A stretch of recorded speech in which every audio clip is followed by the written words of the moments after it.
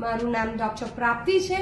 હું તમને થોડીક ટિપ્સ આપવા માંગુ છું। જ્યારે તમે બેઝ પાલ્સી કાં તો ફેશિયલ પાલ્સીમાંથી રિકવર થતા હોય તો આ ટિપ્સ તમને હેલ્પફુલ થશે। ફર્સ્ટ, આઈને ઓલવેઝ પ્રોટેક્ટેડ રાખવાની છે।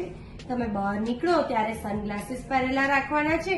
ઘરમાં હોય ત્યારે 3-4 વાર તમારે આઈઝ ઉપર કુલ પેડથી શીક કરવાનો છે। સેકન્ડ, ઇયરને પ્રોટેક્ટેડ રાખવાના છે। ઇયરમાં કોટનના બોલ્સ નાખેલા રાખવાના છે જેથી હવા કાનમાં ના જાય અને એસી કાં તો પંખાની નીચે ડાયરેક્ટલી નથી બેસવાનું। થર્ડ, આપણા ટીથને ક્લીન રાખતું રહેવાનું છે। જ્યારે આપણે ખોરાક ખાઈએ તો એમાં ફસાઈ ના જાય એનું ધ્યાન રાખવાનું છે, એટલા માટે 2-3 વાર બ્રશિંગ કરવાનું છે।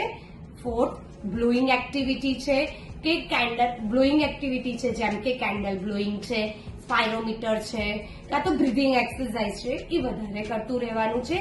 ફિફ્થ, તમારે ફેશિયલ મસાજ કરવાનો છે જેનાથી બ્લડ સર્ક્યુલેશન ઇમ્પ્રુવ થાય અને ફેશિયલ મુવમેન્ટ ઇઝી થાય છે।